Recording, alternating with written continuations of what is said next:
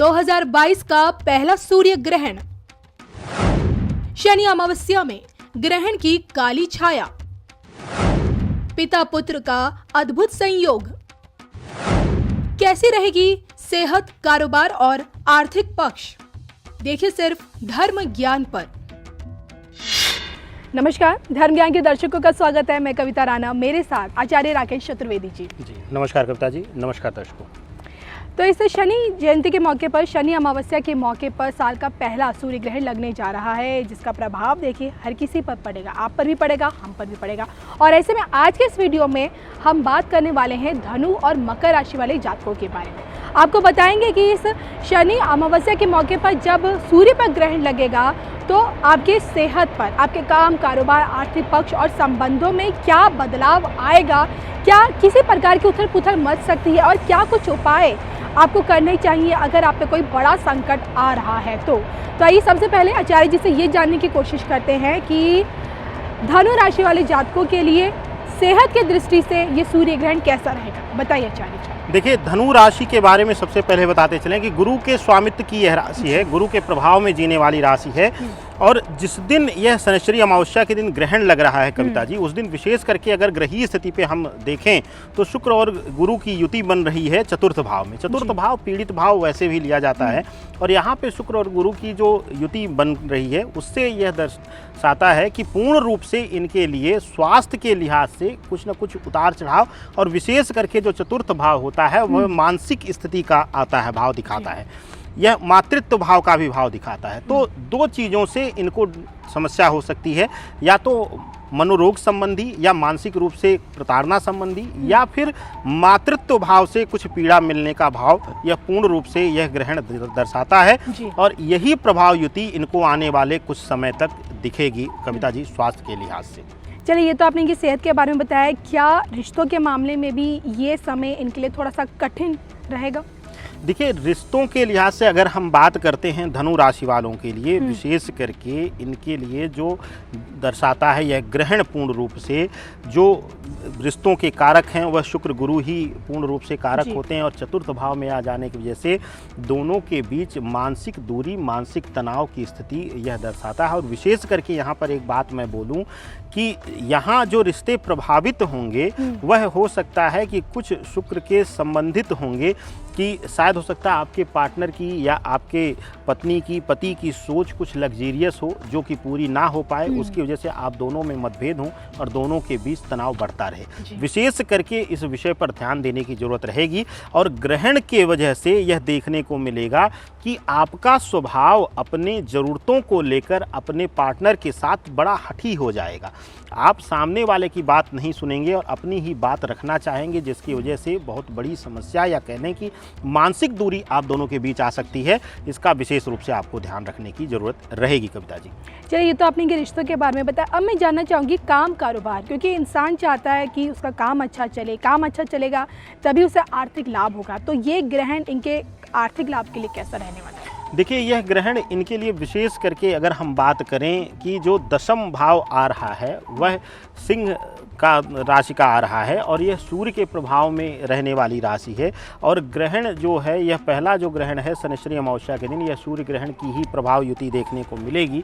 तो इसकी वजह से इनके आर्थिक पहलू पर थोड़ा सा संकट के बादल दिखाई दे रहे हैं, या कह लें कि थोड़ा सा इनको आर्थिक तनाव का सामना इस बीच करना पड़ सकता है, या व्यर्थ के व्यय इनके जीवन में ज़्यादा बढ़ जाएं, और विशेष करके लग्जीरियस चीज़ों पर अपने जीवन को और लग्जरी टच देने के लिए आपका आर्थिक व्यय ज़्यादा हो, जो कि आने वाले समय में आर्थिक तनाव और संकट को उत्पन्न करे, जिसकी वजह से आपको मानसिक पीड़ा भी मिले। इस तरीके की प्रभाव युति देखने को इस ग्रहण काल में मिलेगी कविता जी। ऐसे में इसी मानसिक पीड़ा को कम करने के लिए क्या उपाय आप इन्हें सुझाव देंगे?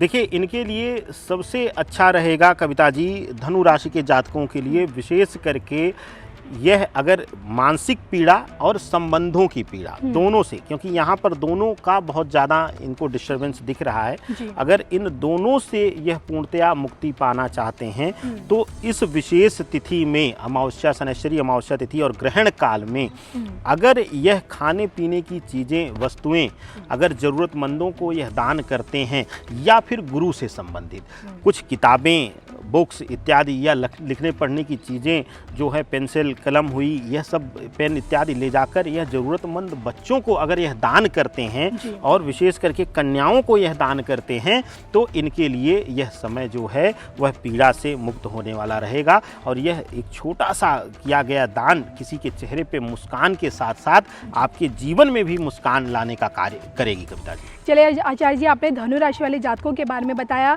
अब हम बात करते हैं हमारी जो अगली राशि है मकर राशि के बारे में, जिनके स्वामी शनि हैं और शनि अमावस्या के दिन ही सूर्य पे ग्रहण लगना, तो किस तरह की उथल पुथल इस दौरान, ग्रहण के दौरान आप लोगों के जीवन में मच सकती है।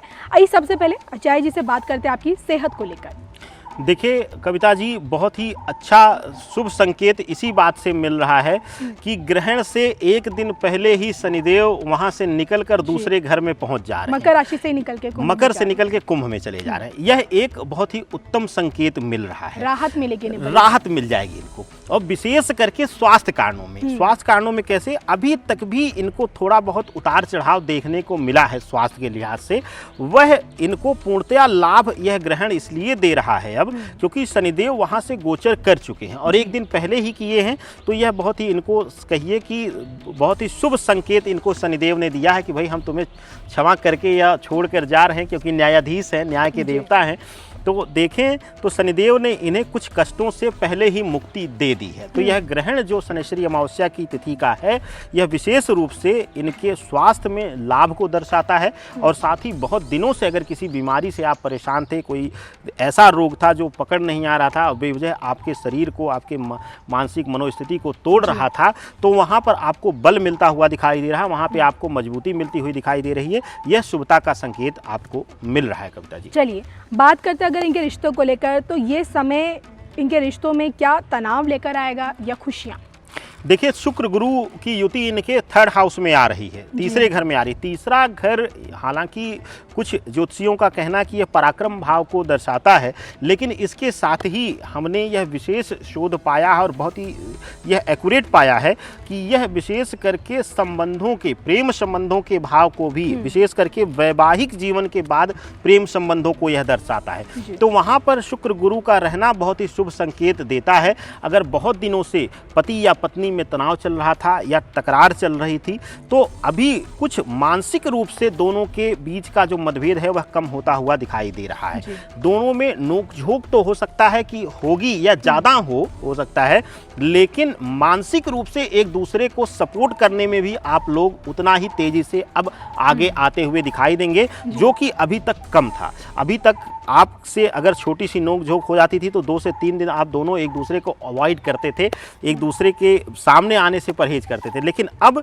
स्थितियां बदल जाएंगी और एक दूसरे के प्रति जो भाव है, जो स्नेह का भाव है, वह बढ़ेगा और एक दूसरे का केयर बढ़ेगा। यह एक शुभता का संकेत मकर राशि वालों के लिए कविता जी मिल रहा है। चलिए, रिश्तों के मामले में तो चलिए इन्हें एक बड़ी राहत मिलेगी जैसे कि आपने बताया, लेकिन पर्सनल लाइफ से निकल के अगर इनकी प्रोफेशनल लाइफ पर जाएं, क्या कहता है इनका वेल्थ, इनका कार्य क्षेत्र, सब कुछ कैसा रहने वाला है? देखिए, अगर पर्सनल लाइफ से निकलकर प्रोफेशनल लाइफ में आते हैं तो इनके लिए बहुत ही महत्वपूर्ण चीज़ हो जाती है यह देखने की कि आपके लिए दशम भाव में केतु का आना, यह आपको आकर्षित कर रहा है गुप्त धन या धनार्जन के लिए, बड़े धनार्जन के लिए यह आकर्षित करने का भाव दिखाता है। और आने वाला जो समय है आपके लिए, आपके जीवन का अभी तक जो भी धनार्जन आपने किया है वह बधी हुई या प्रत्यक्ष दिखती हुई एक इनकम सोर्स में किया है, लेकिन आने वाला जो ग्रहण के बाद का जो समय है यह आपके आर्थिक पहलू को बहुत ही मजबूत कर रहा है, गुप्त धनार्जन को यह बल दे रहा है। कहीं ना कहीं कुछ ऐसे कार्य से आप जुड़ेंगे, कुछ ऐसे कार्य करेंगे, संलिप्त होंगे। अगर नौकरी पेशा है तो व्यापार की तरफ रुझान बढ़ेगा, और अगर व्यापारी हैं तो कुछ ऐसे कार्यों की तरफ रुझान बढ़ेगा जिसमें गुप्त धनार्जन का भाव ज़्यादा हो, और इस तरीके का युति देखने को मिलेगा। आने वाला जो समय इस ग्रहण के बाद का है दर्शकों, वह मकर राशि के जातकों के लिए बहुत ही शुभ समय आर्थिक दृष्टिकोण से लेके आ रहा है। बहुत दिनों बाद आप अपने आप को एक फाइनेंशियल बैकअप को मजबूत होते हुए देखेंगे और धनार्जन के भाव को बढ़ता हुआ देखेंगे। कविता जी, तो आचार्य जी, जैसे कि आपने बताया कि साल का ये पहला सूर्य ग्रहण खास तौर पे मकर राशि वाले जातकों के लिए एक सकारात्मक बदलाव लेकर आ रहा है, ऐसे में क्या उपाय की ज़रूरत है इन लोगों को? देखिए, इनको थोड़ा सा प्रभाव युति जो है वह राहु की शांत करने की ज़रूरत है। और राहु की शांति के लिए सबसे उत्तम तरीका है कि अगर आप गौसेवा करें या गौमूत्र का प्रयोग करें, चाहे वह स्नान हो या कुछ लोग इसका पान भी करते हैं। तो उस परिस्थिति में अगर आप इसको जिह्वा में ना ले सकें, अगर प्रयास करें कि एक बूंद भी अगर आप जिह्वा में स्पर्श करते हैं तो वह भी चमत्कार दिखाएगा। लेकिन अगर आप नहीं कर सकते हैं तो इसको साधारणतः आप अपने स्नान के जल में एक बूंद डाल दें और उससे स्नान कर लें, वह आपको चमत्कारी लाभ देगा। इसके अन्यत्र अगर आपको स्नान करते हुए या ऐसा होता है कि हम अक्सर भूल जाते हैं जल्दबाजी में, हम अपने रूटीन लाइफ में, तो आप इसको विशेष रूप से शयन से पहले अपने नाभि में तिलक करने का यह नियम बना ले। यह आपके जीवन में राहु के प्रभाव को शांत करेगा, संबंधों में और करीबी देगा और धन के ठहराव को बल देगा। यह कविता जी व्यर्थ व्यय को रोक देगा। चलिए, तो ये थे हमारे साथ आचार्य राकेश चतुर्वेदी जी, जिनसे हमने जाना कि शनि अमावस्या के मौके पर साल का पहला सूर्य ग्रहण लगना खास तौर पे देखिए माफ़ कीजिए मकर राशि के लिए और खास तौर पे धनु राशि वाले जातकों के लिए कैसा रहेगा। इसी के साथ आप हम दोनों को दीजिए इजाज़त। नमस्कार।